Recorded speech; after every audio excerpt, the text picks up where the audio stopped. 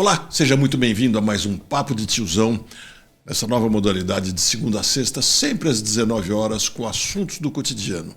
E para não perder tempo, só quero te pedir, deixe seu comentário, chame seus amigos para participar, se inscreva no canal, clique no sininho para receber novas notificações e vamos ao assunto. Olá, Daniela, tudo bem? Tudo bom, Diogo? Felizmente, muito bem. Qual é o assunto ou os assuntos de hoje? Hoje teremos dois assuntos, mas meio que ligado com o outro, no mesmo ambiente, vamos dizer assim, Diogo.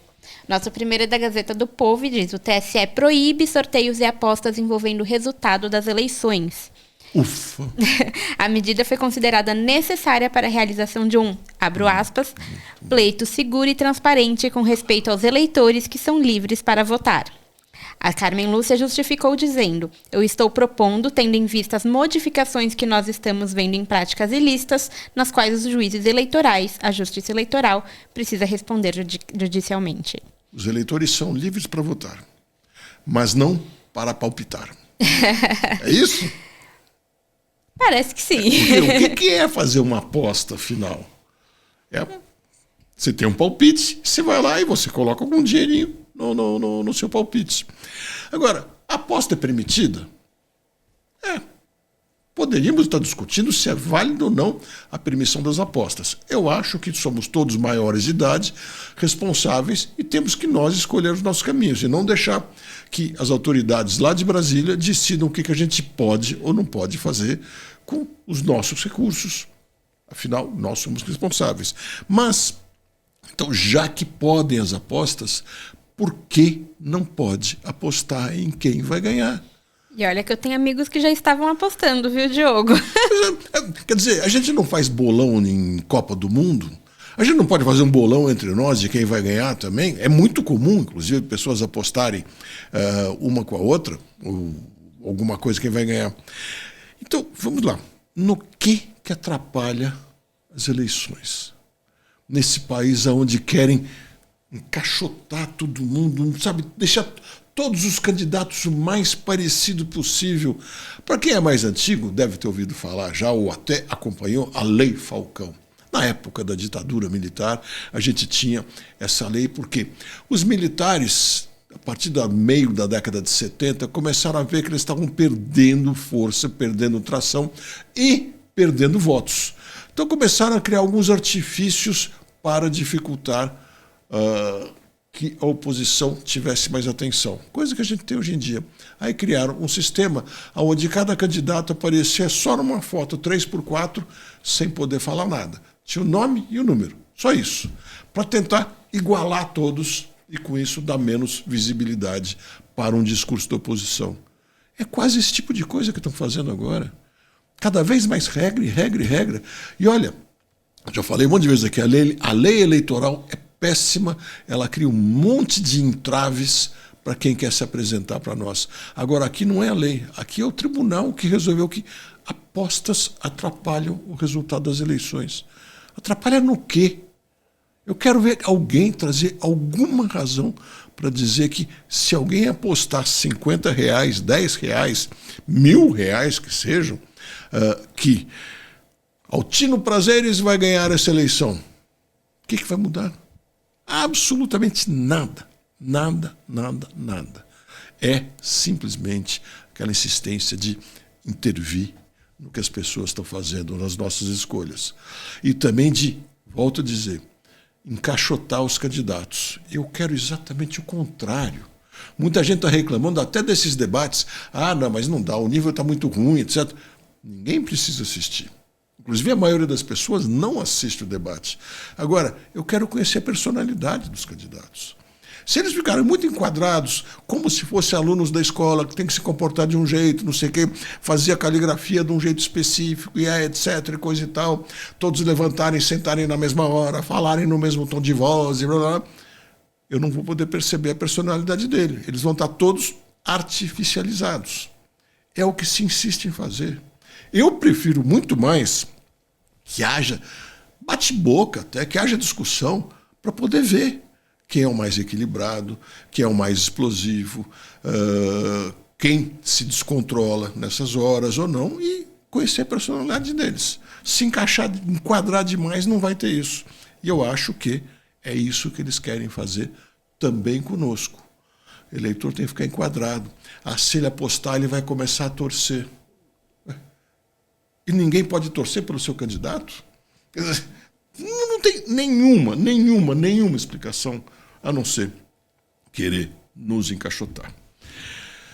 Tem mais sobre o mesmo assunto, mais ou menos? Temos também, ainda falando do TSE, Diogo, do UOL. TSE dá recado a Marçal ao avisar que é proibido tratar a eleição como negócio. O TSE deixou claro ontem, no dia 17, que pode ter a candidatura cassada e serem condenados a 6 meses a 1 ano de detenção os candidatos que oferecerem dinheiro a pessoas não registradas como profissionais de suas campanhas para aumentar redes sociais, incentivarem terceiros a lucrarem com a monetização de cortes de vídeos que os beneficiem mesmo que não pague a eles diretamente, e vender ou doar produtos relacionados à sua campanha em plataformas digitais. Essas medidas não foram realmente direcionadas ao Marçal diretamente, não é uma ameaça, nada do gênero, mas todo mundo entendeu para quem que era. Não foram. Não foi nominal, mas tinha endereço. Pois é, nós temos uma arma que é muito eficiente justamente nas eleições, ainda mais nas eleições majoritárias, coisa que nós não temos quase nunca, que é o voto. A gente basta não votar nele. É simples assim. O eleitor tem que ser soberano. Ninguém pode querer se sobrepor ao eleitor. Então, você gosta do jeito dele, você pode votar nele. Se adora o jeito dele, você pode fazer campanha para ele. Você não gosta do jeito dele, você não vota nele. Você detesta o jeito dele, você faz campanha contra ele e contra qualquer candidato. É assim que a coisa tem que funcionar. Simples assim. Não pode, já falei outras vezes aqui, não pode agressão física. Isso é inaceitável. É o que fez o Datena. Isso é caso de polícia. Isso é outra história. Caso de polícia que eu fico indignado de ver que não estão levando ele para a delegacia. Porque, para mim, aquilo é um crime.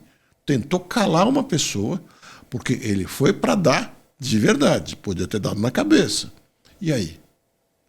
Essa é uma coisa. De resto, são palavras. Palavras se reagem com palavras. Mas eu não gosto dele. Não precisa gostar, eu já falei. Simplesmente não vote ou faça a campanha contra. Eu acho absurdo. Quer ver uma outra coisa que mostra o tamanho absurdo disso, Daniela? Então, eu, por exemplo, não posso, para qualquer candidato que eu goste, impulsionar, fazer qualquer coisa ou ser remunerado por divulgar o candidato na internet.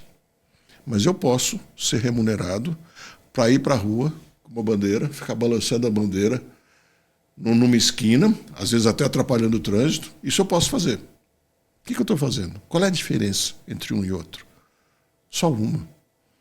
Na internet, nas redes sociais, o sistema, o establishment, grande parte dos candidatos, não sabe caminhar muito bem, não entendeu como funciona. Porque é exatamente a mesma coisa que fazer nas ruas.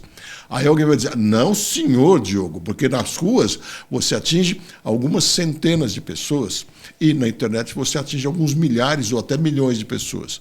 Primeiro, não é qualquer um que atinge milhares de pessoas. Não é qualquer um que atinge mais que dezenas de pessoas via internet. São pessoas que têm redes muito fortes. E essas pessoas já têm o seu jeito de fazer os seus ganhos na internet e muito pouco provável que vão negociar isso. Então vão ser as pessoas que têm menos dimensão. E mais, eu posso contratar quantas pessoas quiser para colocar numa avenida. Então uma pessoa vai atingir só 100 outros eleitores na avenida, mas eu posso colocar 1.000, 10.000, 20.000, não tem limite. 30.000, 100.000 pessoas, se tiver o recurso. E aí, fica dizendo, não, mas isso também é uso do poder econômico, mais do que candidatos que estão usando dinheiro público. Tabata Amaral já tem mais de 15 milhões, quase tudo de dinheiro público. Dinheiro público, nosso dinheiro, diga-se de passagem. Dinheiro público não é o dinheiro perdido. Ricardo Nunes tem uns 35 milhões, quase tudo dinheiro público. Dinheiro nosso. O Boulos passou dos 45 milhões de reais, da mesma maneira também. O limite é 65 milhões. E a gente sabe que muitas vezes esse limite é ultrapassado de formas que a gente não vê com o tal do Caixa 2. E com isso, você vai ver como vai ter gente com a bandeira do não vai ser do PSOL nem do PT, mas com a bandeira do Boulos nos últimos dias antes das eleições. É exatamente a mesma coisa, mas não, tem que encaixotar as pessoas, porque elas têm que seguir num jeito bem modelar, e aqueles que quiserem se sobressair não podem. Vou dizer outra coisa também. Eu vi que proibiram o boné nos debates. Pode ser uma decisão privada, se é uma decisão privada, até respeito, mas não me parece que tenha sido privada exatamente. Agora, qual é a diferença de usar um boné com o número de candidato ou usar aquele adesivo na lapela? Na verdade, o boné nem tem o número, né? O dele tem, mas é do lado. Do lado que quase ninguém vê. Então também não sabe. Qual é a diferença de usar o boné ou de usar o adesivo? Eu, particularmente, não acho simpático, não me atrai ver uma pessoa de boné dentro do estúdio. Isso é questão de estilo de cada um. Agora, se ele quer, o problema dele. Quer dizer, então, se acontecesse de... houve época que era muito comum homens e até mulheres usarem chapéu, por exemplo. Mulheres ainda usam em alguns eventos. Quer dizer, então, se de repente uma mulher resolver usar um chapéu, pode, certamente vai poder. Mas se puder usar ali o T de Tabata, vamos dizer, aí não pode. Não tem sentido nenhum, gente.